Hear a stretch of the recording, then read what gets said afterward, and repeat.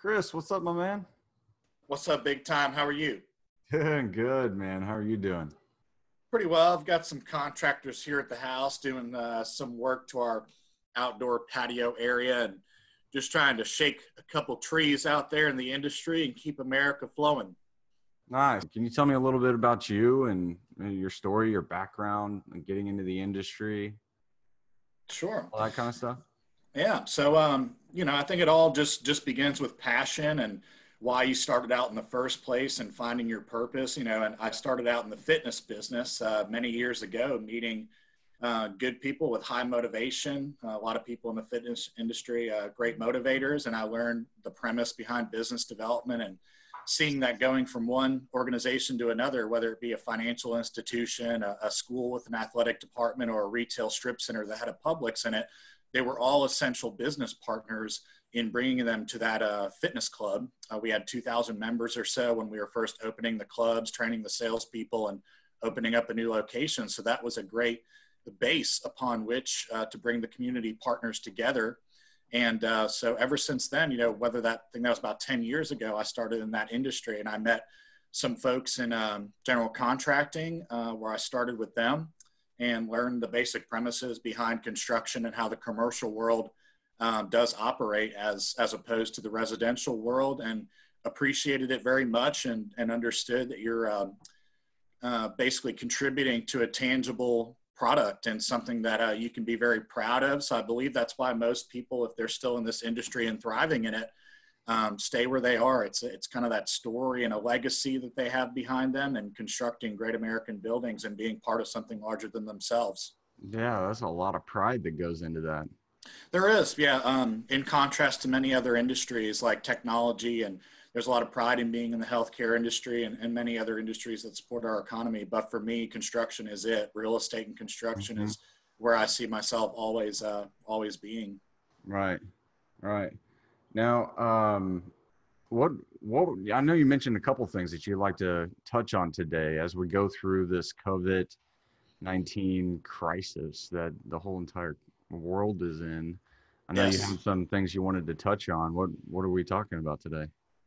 So I wanted to touch on what some of our community partners are doing, especially from a business development perspective and a building of relationship type of perspective. There are community partners out there, one of which I can think of in particular being Allied Commercial Services, a friend of mine, Jeremy Pritchett.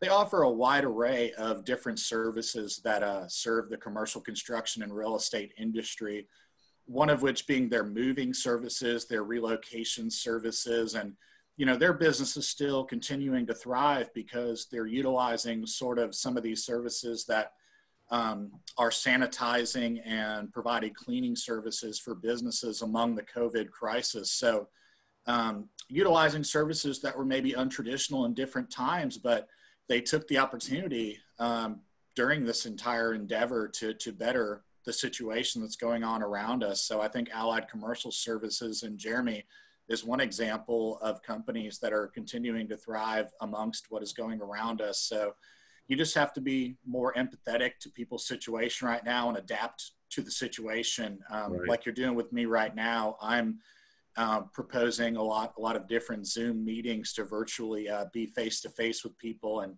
mimic that type of encounter, that personal business encounter that we would usually be used to. But unfortunately, right now in the quarantine situation, are unable to host. So this Right. is the second best thing. That's right. That's right. A lot of people are having a heyday with figuring out how to do these virtual meetings. Yeah, And man, they're powerful though. They can still help you carry on business the same way that you did before if you can kind of figure out that process. indeed. Yeah, and looking forward to the change. However long this might be, whether it be a couple more weeks out or so, it's business must continue and commerce must continue. So I think Governor Kemp and everybody's doing a great job of allowing these essential businesses to continue on and allow our economy to thrive in light of the situation. Yeah, yeah, it's crazy what's going on. But I know that you had some insights into kind of how other contractors and service providers around local areas can, help battle this? Like, are you helping you're helping your company battle this? How are you guys doing that? We are doing a lot of the virtual meetings. We're staying in touch via phone call, email with our team, with our pre-construction personnel, our folks operationally that are in the field working. I think the construction industry is much more prepared than other industries. We're already utilizing so many safety precautions on our job sites. I think just adhering to the social distancing and a lot of the guidelines and procedures that have been put in place by the CDC and other authoritative, organizations out there. That's how we've been commencing with a lot of our business, just trekking on in any way possible, and any type of roadblocks that come our way, just Mm-hmm. trying to get past them, and stay safe. And that's always paramount, is making sure that the workers get home safe to their families, and we don't exacerbate the situation around us. I mean, there Right. there are many other industries like in the restaurant and hospitality industry that are suffering a lot more than we are. There's a lot of general uncertainty around in the market, and what the AGC, the Associated General Contractors, has put out an article about that I read into yesterday was, it's not what I had foreseen as being a stopping factor or things inhibiting progress, being on the administrative side. Governor Kemp, as far as the inspections and permitting goes, that's moving right along. It's a lot of the uncertainty from the side of the owners that are putting projects on hold or postponing them that is really inhibiting any progress from going forth. But a lot of our projects are of a municipal public government nature. They're moving right along, so we're very fortunate for that. Awesome. Awesome. That's good. Um, And I think just in more so of a sense of reaching out during this time, a lot of people working remotely, maybe working from home as I am, it's important to reach out to those folks that do need to be touched upon, and just letting them know that we care, that we're out there for them, seeing if there is any way that we can help. So I think it's a time to take advantage of that, and continue to build the relationships, and foster the fact that you do care, and reaching out and see if there's any way that you can help. yeah. I've heard a lot of contractors doing, and service providers. It really didn't dumb down to contractors only, but doing kind of virtual estimates. Have you guys started doing any of that? Not as of yet. We're still getting out there physically and dropping off our proposals And to the approach. you haven't noticed any issues with homeowners wanting to not have you come to the house, or you guys taking precautions, I assume. Yeah, we have taken precautions. I mean, there's only so much you could do as far as the social distancing and handing off paperwork. I'm sure that a lot can be done. More so from our pre-construction people and folks that are putting the estimates and signing the contracts and doing all that. There's a lot that can be done virtually, but we're taking the precautions to limit the amount of exposure that we're having with the personnel that need to be met up with in person. But Right. we're dealing with mostly commercial entities. It still is the same person to person, but not as much on the homeowner side at Right. all. I assume the commercial side is a little bit harder to do the virtual type estimates, I would think. I would say a little bit so. I would say that I had referenced some of these folks in residential real estate, though, that have come up with some incredible means of showing off the homes and their listings, and offering virtual services that had never really been done before. So I commend them for doing such a good job um, in that aspect. But um, I was trying to think of another service out there. Yeah, there's another gentleman that runs a truck business, and people can still contact him to go view these commercial trucks and these semis that are very much needed during this time to move materials around and keep the economy going. And he's adapted virtually. We were just talking about this yesterday, where he can still show the truck, and they could send payment virtually through electronic wire transfer. None of that business has been hindered. That's good. That's good. Man, shifting like that is vital during these times. You have to follow the market and what the market's doing. I thought Absolutely. what I see a lot of times is business owners try to get their market to conform to their sales process or to their processes instead of wrapping like their processes around how their market wants to do business. And in the marketing side of things, that really makes a huge difference. Have you guys done anything different in the marketing aspects for your company? Yes, I would say as far as marketing, we're definitely addressing the elephant in the room. You know, we're addressing some things that are in relation to COVID, and you know, I would say even more so from more of a marketing and a business development perspective, respectively. That we have, let's just say, you have that extra hour or 2 hours of time, which can translate to 8 or 10 hours a week of very usable and viable time. To develop a different strategy, you know, different strategies on how to address your target market and clients that need to be met, and how you're going to meet them, and how much time and resources is going to be allocated into doing that. So I think if anything, you just have to take advantage of the time that some people may have right now. For me, you know, I don't have kids, and you know, for me, it's a good time to be able to sit back and just reach out to people as much as possible within my LinkedIn network via, you know, folks that are already in your pipeline, and everybody that, you know, call upon different industries. Like for us, for me at least, there's folks in the demolition business and the emergency response business, the relocation business that all have different opportunities going along right now. It's interesting to hear how they're accommodating a lot of the business and how they're trekking right along right now. But staying in touch with them, getting some different opportunities, making relationships coming our way, going their way, that's important to secure right now, so that when we come outside of this, we'll be stronger than we ever did going in. Absolutely. I feel like building those referral relationships right now is massive. It is. Yes, I believe so. Yeah. I think the advertising aspect of things too is massive too, because a lot of people are pulling out of advertising, and the way advertising works is it's a bid auction. You know, you're bidding against others. So when there's less people bidding, you know, it makes it easier, it makes it cheaper. Yeah.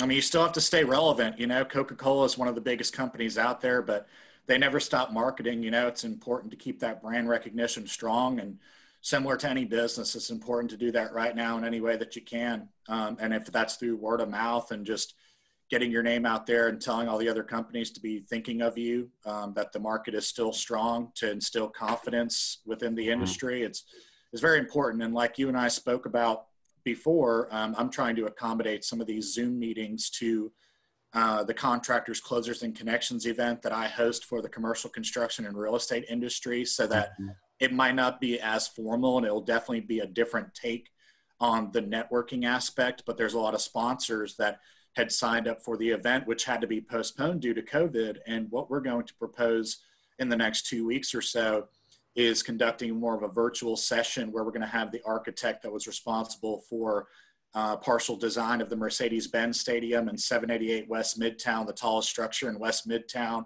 They're going to present. You know, we'll have running for Senator Clint Dixon, that I had the pleasure of meeting the other day. So establishing these relationships and getting all the vendors in place and letting them know it's still a time to collaborate. Don't get lazy. Don't lay off the gas. You know, it's important to still network during these next couple of weeks. And when business does return to usual, we can have our lunches, we can have our events, but no reason to allow things to become stagnant right now.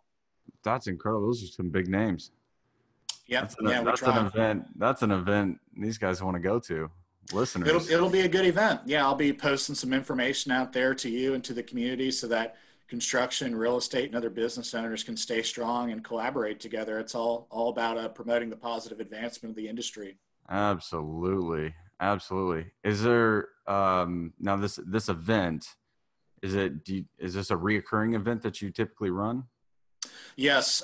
Previously, they'd been held each quarter, and there's a charitable aspect to it. We had partnered up with, for this event, the Fellowship of Christian Athletes. These are athletes out of the Kennesaw State University chapter, and they're just great, hardworking young men and women who many of which were going to be offered internships into the engineering, architecture, construction, real estate field, so that the youth of America, once they're graduating and coming out from their educational programs and extracurricular activities, can utilize those positive characteristics that have been instilled in them to further the advancement of this industry. Once again, there's such a demand for good workers and skilled employees within the construction industry. And they just have to be discovered and know that there is an outlet and an opportunity for them. And hopefully by hosting these CCC events, we can give them that opportunity and that outlet to become involved and better their future. Yeah, man, that sounds like an incredible event. Who's it for exactly? What kind of businesses and business owners do you see showing up for this event? So we have a plethora of sponsors. They're service vendors. They are commercial real estate brokerages. We had JLL, Jones Lang LaSalle, one of the largest in North America, that's there sponsoring the event. So you have individuals from the real estate development and brokerage side. You have the folks all the way down at the subcontractor end that are servicing us, Cooper and Company, general contractors from a contractor perspective. Anybody across the board of the gamut, from material suppliers to people cleaning the buildings to folks that are engineering on the civil side or geotechnical or architecture of the design side. So bringing all of those eclectic individuals together really creates for a collaborative event, and they're growing very fast. This would have been our 1-year anniversary, fourth event. So we're very proud and very excited to continue to put those on for the industry. Those are the types of companies that attend. That is incredible, man. Yeah, there are not many like it. There's a lot that are very specialized, like towards engineering or towards architecture, but we've kind of pulled individuals from each one of those associations and created some nuances to make it very fun, inviting, and non-intimidating. But all the big names are there. That is great. Mm-hmm. Gosh. And so how would You'll have to fly in from Dallas to check it out here in Atlanta. Yeah, I'm gonna have to attend that, man. That sounds incredible. Well, you can definitely attend this virtual one. Yeah, I'll be happy to help with the Zoom mechanics.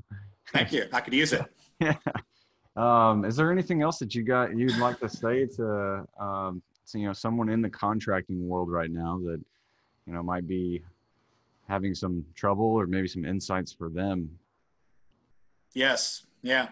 So don't make any excuses. You know what I mean? You just have to pick out the positive of the situation. And there's a lot of people back in the 2007, 2008 recession that came out stronger, and they had maybe a better prepared business plan, but this is sort of that act of God that nobody could have anticipated. You just have to roll with the punches and acclimate and do what you can. I mean, I hope that a lot of them have reserves in financial wise, so that they can sustain whatever negative impacts they may be sustaining right now. But if anything, don't feel opposed to reach out for help from other entities. There may be some unturned stones of their different partners that they're not reaching out to for help that may be able to help them attain new business. So I think just thinking outside the box during this time, and because it is a different time and you have to use different methodology, or you're going to receive either the same results or less productive results right now. So it's all about